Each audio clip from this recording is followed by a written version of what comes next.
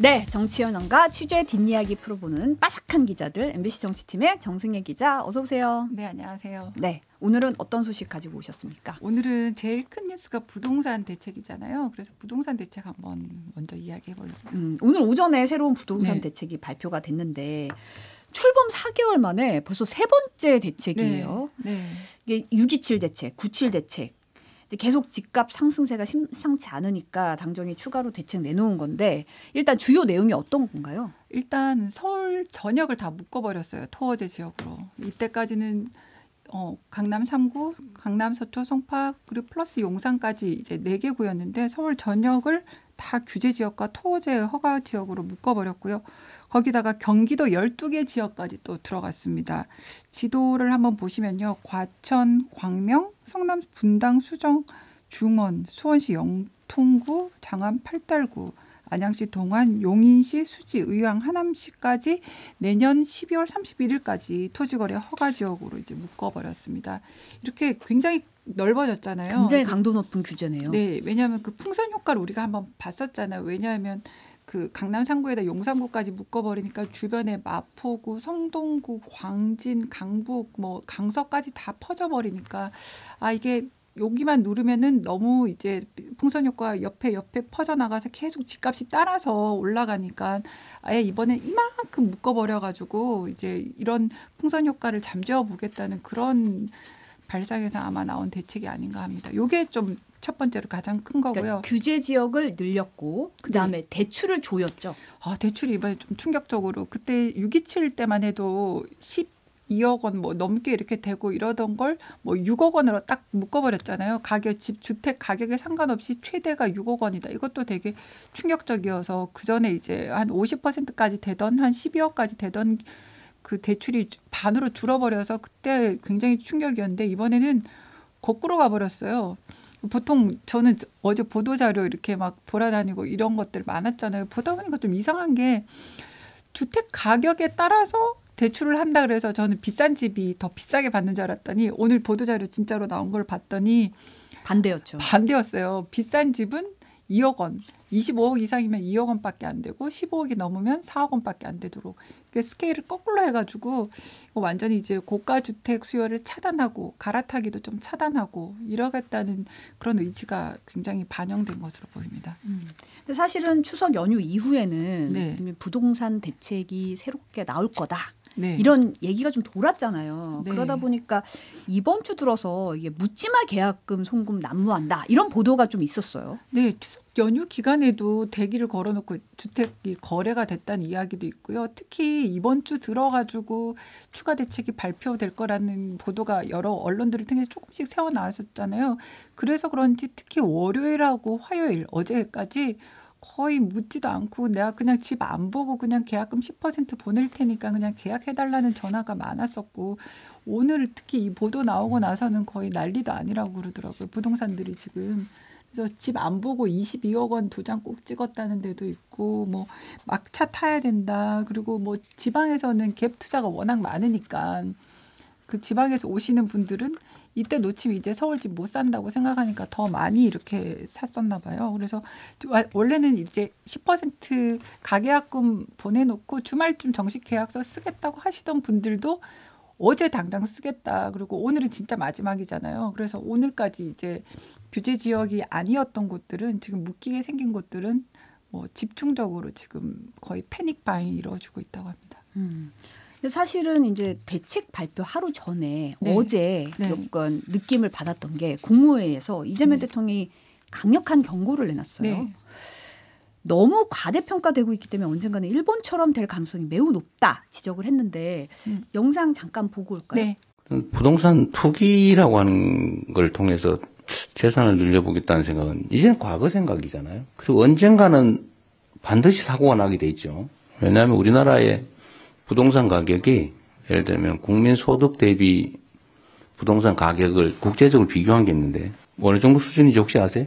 아마 1등일 거예요. 1등일 겁니다. 이게 너무 과대평가되고 있기 때문에 언젠가는 일본처럼 될 가능성이 매우 높죠. 이게 폭탄 돌리기 하고 있는 거 아닙니까? 언젠가는 반드시 터질 일이죠. 폭탄 돌리기까지 폭탄 돌리기라는 표현까지 나왔어요. 네. 이게 사실은 이제 집값 계속 이렇게 해서 빚내서 사고 이러다 보면 이제 확 꺼지고 뭔가 문제가 되는 일이 터질 수 있다라는 걸 경고하는 거잖아요. 그렇죠. 이게 부채가 사실 가계부채가 우리나라 굉장히 심각하잖아요. 그래서 그게 지금 경제가 어느 정도 받쳐주고 있을 때는 괜찮은데 만약에 경제가 안 좋아지고 금리가 인상되기라도 한다면 그때는 전 가계 전반에 걸쳐가지고 도미노처럼 이제 버블이 터져버리면 그건 진짜 국가 경제 전반에 걸친 굉장한 타격이 올 수 있기 때문에 그 이야기를 하시는 것 같아요. 그래서 이런 이야기를 하시면서 좀 다른 투자 수단도 있지 않냐, 주식시장도 있고 이러면서 약간 대통령은 부동산 대신에 이제 주식시장으로, 금융시장으로 좀 투자를 해줬으면 좋겠다 이런 뉘앙스를 어제 이제 말씀을 하셨는데.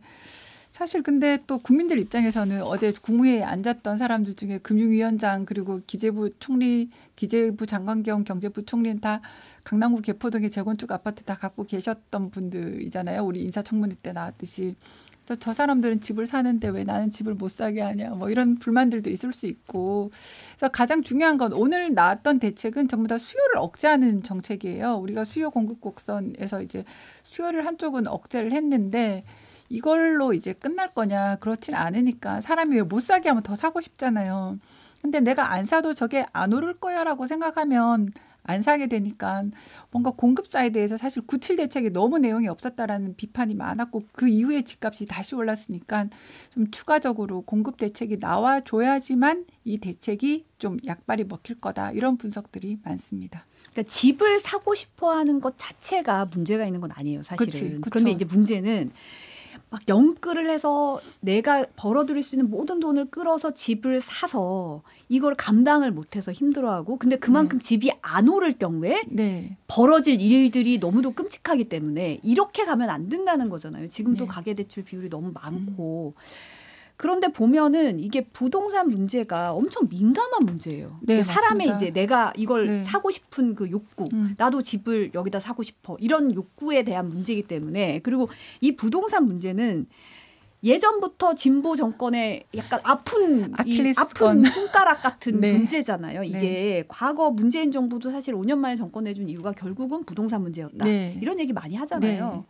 집값 어떻게 잡을지. 그러니까 결국은 이제 내년에 지방선거도 있고 하니까 이 문제가 굉장히 좀 대두가 되고 있어요. 네, 맞습니다. 이게 사실 부동산이 그때 기억하시겠지만 김현미 당시 국토부 장관이 부동산 대책 20번 넘게 내놨는데 결국 실패하고 정권을 내줬단 말이에요. 그리고 그 정권을 내준 이후에도 이제 항상 부동산은 진보 정권이 잡으면 부동산 값은 뛰게 돼 있어. 이런 공식들이 자꾸 돌아다니니까 진보 정권은 상당히 불리한 건데 그래서 요 틈을 지금 오세훈 서울시장이 파고들었어요. 그래서 추석 연휴 기간이었던 지난 8일 날 페이스북에 글을 올렸는데 무엇보다 안타깝게 느끼는 것이 장시간 주거 정비 사업의 시계가 멈춰버린 강북 지역이다. 강북 유권자들의 선택을 받았던 많은 정치인들이 반성해야 한다. 이게 뭐냐면 강남 3구에 거의 국민의힘 국회의원들이나 뭐 이렇게 몰려 있잖아요. 당선되는 지역이. 그리고 강북 지역은 주로 민주당 우세 지역인데 그쪽 국회의원들과 그리고 이제 예상되는 서울시장 민주당 후보들을 겨냥한 비판이라 이런 평가가 많았는데 저는 이 오세훈 시장이 말이 안 되는 게 강북 지역 국회의원들이 무슨 토지 인허가권 가지고 있는 것도 아니고 본인이 서울시장이잖아요. 본인이 서울시장이고 인허가권 가진 건 지자체장인 본인이고 본인이 토지거래 허가제 풀어가지고 전국적인 집값 상승을 가져왔는데 이분도 되게 유체 이탈화법을 잘 하시는 거예요. 그래서 마치 자기는 아무 상관없다는 듯이 이제 강북 지역이 그런 건 강북 지역 국회의원 뭐 정치인들 탓이야 이렇게 이야기를 하니까 민주당이 가만히 있을 리가 없어서 이제 반격에 나섰습니다. 박주민 의원은 이 수건 사업들이 오 시장에 막혀서 진행이 안 되고 있다. 그리고 박홍근 민주당 의원 이분은 중랑을 4선 국회의원인데요. 강남과 강북의 차이를 불 건너 구경하듯이 방치해온 사람이 무슨 말이냐. 그리고 전현희 최고위원도 10년씩이나 재개발 사업에 주무 책임이 있는 서울시장이 무슨 남 탓을 시전하니 적반하장도 이런 적반하장이 없다라고 공세를 퍼부었는데 이분들은 다 잠재적인 서울시장 후보분들입니다. 근데 조국혁신단 조국 비대위원장도 오 시장 공격에 참전을 했더라고요. 강남시장이냐 이런 말까지 나왔어요. 부동산 시장을 펄펄 이제 서울시 주택정책 방향에 대해서 이제 민간 주도 공급을 늘리겠다는 게 방향인데 부동산 시장 펄펄 끓게 만들 것이고 서울 시민의 주거 안정 위태로워질 것이라고 말했던데요. 네, 참전을 한 게 좀 되게 주목되죠. 이분이 들어온 게. 그래서 대치동과 같은 좋은 주거 환경의 물량을 최대한 공급한다 해도 그곳에 서민이나 청년은 진입할 수 없다. 요컨대 오세훈식 정책은 서민과 청년이 서울을 떠나게 만드는 정책이다. 오 시장의 강남 편향 정책이 초래한 이 대참사에 대해서 속고대자해야 하지 않냐. 특히 이 부동산 문제는 충분히 예상할 수 있었던 점이다라고 비판하고 나섰습니다. 지금 김병민 서울시 부시장, 정무부시장이 조국 비대위원장 발언을 비판하고 나섰더라고요. 대신 이제 비판에 나선 것 같은데요. 김병민 부시장이 강남구 서초구 방배동 재건축 아파트를 가진 분이 민간 주도 재건축을 비판하는 모습이 참 낯설다. 이제 내로남불이라는 뜻인데요. 자신은 성 안에서 편하게 살면서 성 밖에 있는 사람들이 들어올 문을 아예 걸어 잠그겠다는 뜻 아니냐. 진짜 강남 불패를 막고 싶다면 강남에 자리 깔고 앉아서 뜬구름 잡는 소리 하지 말고 강북의 골목길 안에서 대안을 내놓길 바란다. 그래서 강남 불패를 막겠다면 먼저 자신의 가분개, 가재, 붕어, 개구리식 위선부터 허무는 게 순서라고 말했습니다. 실제로 이제 조국 비대위원장이 소유하고 있는 방배동 3익 아파트는 재건축에 들어갔고요. 아크로리츠 카운티라는 그 하이엔드 아파트라서 평당 1억 원이 넘는 걸로 이야기를 하고 있거든요. 그래서 이게 또 진보 진영의 내로남불이다라는 비판이 또 이어지는 게 우리가 문재인 정권 시절에 장하성 대통령실장 부시 정책실장 기억나실지 모르겠는데 그분이 모두 다 강남에 살 필요는 없다는 말을 했어요. 근데 그분은 잠실 아시아 선수촌 아파트 당시에 그 비싼 아파트에 살고 계셨거든요. 그래서 누구는 강남에 살아도 되고 또 누구는 살면 안 되는가 이런 비판이 있어가지고 참 하여간 이 논쟁은 끝이 없는데 문제는 하여간 아까도 이야기하셨지만 조국이 왜 참전을 했느냐. 뭔가 조국도 서울시장에 나오고 싶어 하는 거 아니냐. 그래서 이렇게 하나 던지는 거 아니냐. 뭐 이런 추측도 있고. 근데 또 조국 비대위원장이 글을 쓰면서 마이 찔리냐 뭐 이런 나 부산말로 하겠다 이러면서 이제 페북에 쓴 걸로 봐서 부산시장 생각도 있나? SNS 메시지를 놓고 이게 서울이냐 부산이냐 또 이런 해석들이 또 나오네요. 네네네. 뭐 마이 찔리냐니 왜 갑자기 부산말로 하지? 서울시장은 아닌가? 뭐 양쪽을 다 노린 건가 그런 이야기가 나오고 있습니다. 근데 사실 정 기자가 전부터 얘기했던 게 사실 이 서울 집값의 시초가 토호제 관련해서 그쵸. 오세훈 시장의 2월달 그게 사실은 굉장히 촉발된 시점인데 이거를 이제 싹 빠지는 느낌이다. 네, 완전히 잘하더라고요. 남한테 떠넘기고 이제 마치 이 모든 건 강북에 있는 민주당 국회의원들이 일을 제대로 안 해서 그렇고 뭐 이런 식으로 빠지고 그러니까 일단 근데 틈을 주면 안 될 것 같아요. 틈을 주면 이제 이런 식으로 치고 들어오면서 내 탓은 뭐 하지 마라. 내 책임 아주 없다는 듯이 빠지고 나가니까 그러니까 틈을 주면 이렇게 남 탓을 하긴 하는데 그래도 우린 다 기억하잖아요. 이런 와중에 서울시가 송파구 가락동의 옛 성동구치소 부지에 짓는 공공주택단지 지하에 처음으로 민간인 핵 벙커를 만든다고 발표를 했더라고요. 34억 원을 들여서 만든다는 건데 보니까 핵 공격을 받으면 14일 동안 생존이 가능하고 최대 수용 인원이 한 1,020명 정도 된다는데 이거는 왜 갑자기 튀어나온 건가요? 서울시 이제 보도자료에 따르면 그 SH공사라고 있잖아요. 서울시 주택도시개발공사가 이 송파 혁신 공공주택이라는 걸 짓는데 1,240가구가 들어서는데 말씀하신 것처럼 1,020명을 수용하는 핵 대피 시설을 만들다고 하더라고요. 그래서 좀 이게 좀 이상한 게 지자체가 이렇게 독자적으로 핵 방호 시설을 갖춘 민방위 시설을 짓는다는 게 처음이죠. 그리고 1,240가구 같으면 그 1인당 2명씩만 잡아도 한 가구가 한 명이 사는 게 아니니까요. 2명씩만 잡아도 2,000가구가 넘는데 왜 1,000명만 수용해서 뭐 하자는 거지? 그러니까 이게 약간 쇼 같다는 느낌이 들잖아요. 34억을 들여서 14일 동안 생존할 수 있는데 최대가 1,020명이면 그 일대에 사는 사람들 중에서 들어갈 사람은 누가 되지? 라는 의문이 좀 들어요. 거기 사는 사람들도 반밖에 못 들어가고 사실 송파구만 놓고 봐도 뭐 단군일의 최대라는 그 올림픽 파크 포레온도 있고 헬리오시티 뭐 올림픽 선수촌 그 일대에 막 4,000가구, 10,000가구 넘는 아파트들이 즐비한데 그러면 핵 공격이 만약에 왔을 때 저기 사는 사람들은 어떡하지? 그러면 저 사람들은 그냥 민간 아파트면 그냥 가만히 있나? 아니면 그리고 서울 1000만 인구인데 그럼 나머지 1000만은 어떻게?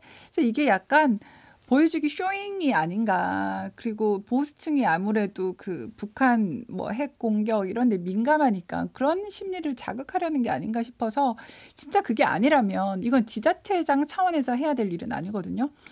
국방부나 국토교통부나 중앙정부랑 합의를 해가지고 그럼 앞으로 짓는 모든 민간 아파트에 이런 게 들어가야 된다고 한다든지 아니면 서울시에도 뭐 SH공사가 짓는 아파트에만 앞으로 이렇게 하면 그럼 나머지는 뭐 어떡하겠다는 건지 아니면 오세훈 시장이 서울시민들이 다 대피할 수 있는 이따만한 무슨 방어시설을 만들겠다는 건지 그런 구체적인 계획이 없는 게 뭔가 좀 이상한데 오해를 좀 불러일으킬 수 있으니까 이건 좀 명확하게 했으면 좋겠다는 생각이 들더라고요. 쇼가 아니라면.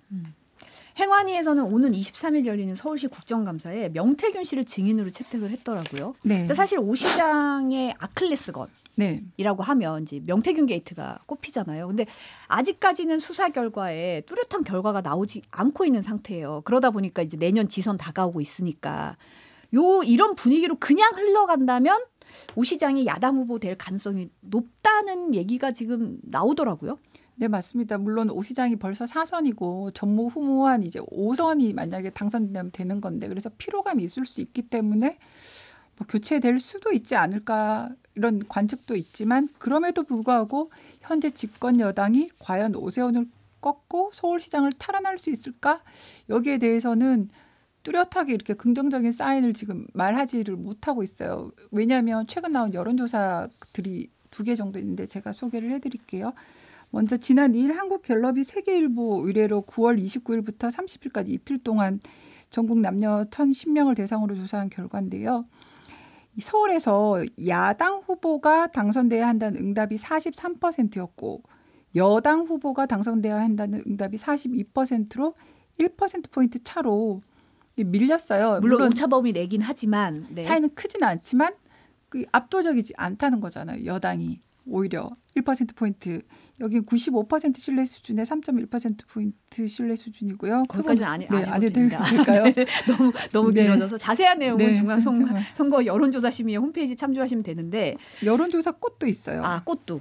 꽃이 또 지난 10일에서 11일까지 실시한 조사도 있는데 여기에 ARS 조사 기준 결과를 보면 야당 지지율이 49.2%고 여당 지지율은 47.3%였습니다. 이것도 오차 범위 아니긴 하지만 1.9%포인트 야당 지지율이 앞서는 걸로 나타났거든요. 그래서 이런 여론조사 결과를 보면은 서울이 녹록지 않은 거예요.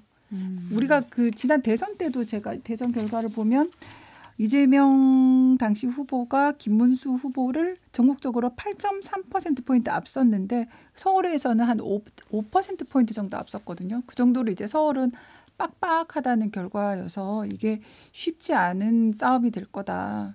그런 관측이 나오고 있습니다. 아직까지는 야당 후보, 여당 후보가 누구 될지 대진표가 확실하지는 않은 상황이다 보니까 지금 여당 후보, 야당 후보 이런 식으로 뭉뚱그려서 조사하고 있긴 한데 사실은 이제 약간 팽팽한 그런 거를 여론조사를 통해서는 좀 나타내고 있다라고 보여진다는 거죠. 네, 민주당 후보 거론된 후보군은 많습니다. 박용진 전 의원도 있고 서영교 의원 4선 의원이고 그리고 성동구청장인 정원호 구청장은 3선인데 서울시장 후보로 이제 거론되는 게 구청장으로서 굉장히 일솜씨가 뛰어나는 평가를 받고 있고요.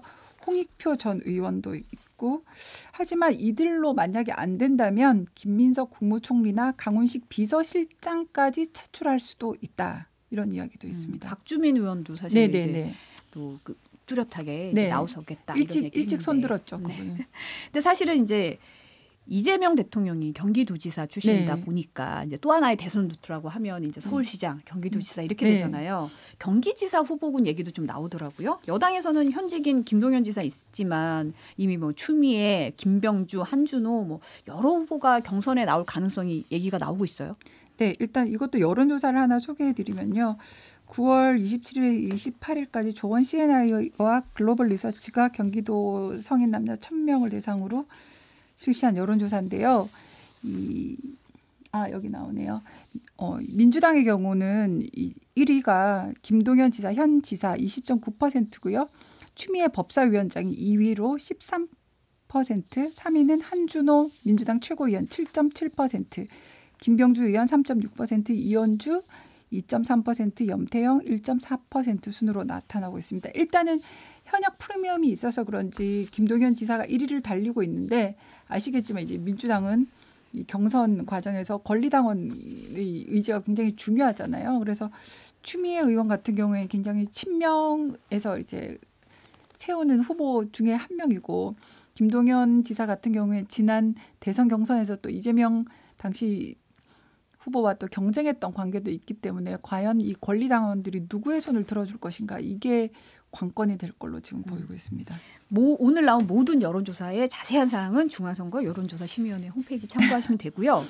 사실은 이제 국민의힘에게는 서울보다는 경기도가 험지잖아요. 네. 그러다 보니까 나가겠다는 사람은 없고 서로 얘가 나간대요. 제가 나간대요. 약간 이런 분위기가 읽히더라고요. 이 후보군 누가 얘기가 좀 나오고 있어요? 네, 앞서 금방 말씀드린 같은 여론조사에서 조사를 한 건데 이 보수 야권 후보 중에는 유승민 국민의힘 전 의원이 18.7%의 지지율로 1위를 기록해서 다른 경쟁자들을 오차 범위 안에서 밖에서 앞서고 있고요. 뒤를 이어서 나경원 의원 8.9, 안철수 6.8, 김은혜 6.0, 원희룡 전 장관이 5.3% 순위라고 합니다. 근데 말씀하셨던 것처럼 경기도가 험지예요. 경기도는 지난 대선 결과를 보면 이재명 후보가 52%를 득표를 했고 김문수 후보가 38%요. 14%포인트나 앞섰던 완전 민주당의 텃밭이거든요. 그리고 지난번에도 그때 윤석열 전 대통령이 이겼음에도 불구하고 그 직후에 실시된 그 경기도 지사 선거에서도 김동연 후보가 당선이 됐잖아요. 그 정도로 집권 여당을 이기고도 민주당이 이겼던 완전 텃밭인 곳이어서 국민의힘에서는 지금 나가겠다는 사람이 아무도 없습니다. 유승민 전 의원도 사실은 나가겠다는 의사가 있는 건 아닌가요? 아니요, 전혀. 갑자기 아무도 이제 여론조사는 돌리는데 지난번에 나왔으니까 한번 돌려봐 뭐 이러면서 아마 언론들이 돌리는 것 같은데 이렇다 보니까 아무도 이제 왜냐하면 죽을 자리라고 생각하는 거예요. 살 자리는 내가 나가고 싶어하고 왜냐하면 서울시장 같은 경우에는 다 나가고 싶어 하거든요. 오세훈 시장이 혹시나 뭐 안 되면 나도 나가고 싶어요. 저요. 왜냐하면 될 가능성이 그나마 있으니까 이 14%포인트 차이를 이기는 게 쉽지를 않아서 이건 좀 아무도 이제 원치는 않는 자리입니다. 그러다 보니까 안철수 의원 같은 경우는 이제 윤희석 전 대변인이죠. 지난 개입 패널들이 이제 내년에 경기지사 출마 가능성 100%라고 얘기가 나오니까 그럴 일 없다라고 딱 잘랐어요. 네, 친하게 스피커들이 이제 안철수 의원이 이제 경기지사 나가면 이제 우리가 보궐선거에 거기 분당에 가고 싶어요. 뭐 이런 의미로 이제 이야기를 한 건데 안철수 측에서는 분당 재보궐선거에 한동훈 출마설을 퍼뜨리는데 절대 난 지역구를 떠나지 않겠다라는 이제 의지를 굉장히 강력하게 이야기를 했고 안철수 의원도 최근 북콘서트인가 거기서 어떤 모임이 있었는데 거기서 저는 내년 지방선거에 출마할 생각이 전혀 없습니다. 사실 분당갑이 상처가 있잖아요. 김은혜 의원께서 2년 만에 그만두고 경기지사로 나가면서 굉장히 힘들어하시는 분들이 많았는데 저는 분당갑을 지키겠습니다. 제가 4선이나 되니까 국토부 장관 만나고 여러분들을 위해서 일할 수 있다. 그래서 저는 지역 현안들을 챙기겠습니다라면서 전혀 나가지 않겠다고 이야기했습니다. 근데 나경원 의원도 좀 펄쩍 쪘어요. 아까 당장 멈춰님이 경기지사 얘기 나오니까 펄쩍 뛰더라 얘기를 했는데 정색하면서 예의가 아니다라고 선을 그었어요. 갑자기 예의가 아니다라고 얘기를 해서 예의가 아닌 것도 뭐죠? 서울에서 5선을 한 사람이 갑자기 경기도지사 출마를 한다는 것은 경기도민에 대한 예의가 아니다라는데 근데 경기도에서 만약에 당선될 가능성이 높으면 손들고 나가겠죠. 근데 다들 추나 대전 운운하면서 저를 경기도지사 출마군에 언급하는 것은 희화화하는 거다. 운운하지 마라. 경기도지사 운운하면 정중히 사양한다라고 못 박았습니다. 근데 이런 와중에 국민의힘이 내년 지방선거 공천에서 당성을 평가하겠다는 그런 보도가 나왔더라고요. 이게 채널A 보도인데 네. 국민의힘이 내년 6월 지방선거 공천심사 때 당성평가 도입을 검토하는 것으로 확인됐습니다. 라고 하는데 당성이라는 게 뭔가요? 그래서 당성을 어떻게 평가할 것인가 그 관련돼서 이제 보도가 후속 보도들 이렇게 나온 걸 보면 장동혁 지금 당대표가 주최하고 있는 장외 집회 참석률이요? 네. 출석 도장. 당에서 인증한 공식 인증 발언을 얼마나 언론에 나가서 했느냐 등으로 충성도를 따지는 게 아니냐라는 이제 공식 인증 패널뿐만 아니라 네. 공식 인증 발언을 어느 정도 빈도로 자주 언급했느냐. 그렇죠. 나가가지고 적극적으로 이제 언론에 나가서 당을 홍보하는데 얼마나 앞섰느냐 이런 걸 보겠다라는 말이 있는데 국민의힘 측에서는 아무것도 확정된 건 없다 이렇게 이야기하고 있습니다. 당성이라는 게 이제 당에 대한 충성도, 기여도 따져보는 건데 흔히 당성을 얘기하면 자유민주주의 국가에서는 잘 당성을 얘기하지 않잖아요, 사실은. 공산당 같은데. 약간 위쪽 얘기잖아요, 사실은. 네. 당성을 누가 이런 민주주의에서 공천 심사하는데 당성을 어떻게 하겠다는 거지? 약간 의문이 막 들더라고요. 그래서 좀 이게 말도 안 되는 소리 아니냐. 그래서 사실 또 다른 이야기도 있어요. 이렇게 당성을 평가하겠다는 게 어느 특정 의원의 생각이지 이게 장동혁 대표의 생각은 또 아니다. 이런 의견. 특정 의원이요? 네. 네. 특정 의원이라고 하고. 특정 의원. 네. 특정 의원의 그 회의에 참석했던 특정 의원의 생각이었지 장동혁 대표의 생각은 아니었다라고 주장하시는 분도 있더라고요. 근데 정반대 얘기도 나오더라고요. 네. 그래서 정반대 얘기가 나오는 게 오히려 국민의힘은 지방선거 공천 룰을 조기에 확정을 해서 이런 분란이 없도록 하겠다고 하고 그리고 오픈 프라이머리 완전 국민 경선을 도입하겠다는 거예요. 그걸 도입을 해가지고 컨벤션 효과를 통해서 격전지에서 후보 경쟁력을 더 끌어올릴 수 있도록 하겠다라는 게 이제 그러면 당성평가나 오히려 당심을 넣는 게 아니라 완전 국민 경선으로 100% 할 수도 있다는 이런 약간 엇갈린 이야기가 나와서 이건 연합뉴스 보도거든요. 정반대인데요, 그러면? 완전 반대 이야기라서 그래서 어느 게 맞는지는 지금 채널A 이야기랑 연합뉴스 보도가 완전히 달라가지고 이건 좀 봐야 될 것 같은데 어쨌든 국민의힘 쪽에서 나오는 얘기는 한동훈 전 대표한테 공천 줄 일은 없다. 뭐 죽을 자리 가는 거 아닌 다음에 한동훈 전 대표한테 줄진 않을 거고 혹시나 그 사람이 공천을 받겠다고 만약 손들고 나오면 단계 이야기를 다시 꺼낼 거다. 그러면 아예 컷오프가 될 거다. 이런 이야기까지 나오고 있어가지고 친한계에서 생각하는 그런 시나리오가 이루어지긴 좀 어렵지 않은가 지금으로서는 그렇게 생각됩니다. 지금 김민수 최고위원 같은 경우는 오늘 채널A 라디오 인터뷰에서 한동훈 전 대표에게 탈당을 권유했어요. 그러면서 당심이 곧 민심인데 당심보다 민심을 우선해야 한다는 건 우리 당원들 무시하는 거다. 한동훈의 시간은 끝났다. 지금은 장동혁의 시간이라는 말씀을 드리고 싶다. 이렇게 직격했더라고요.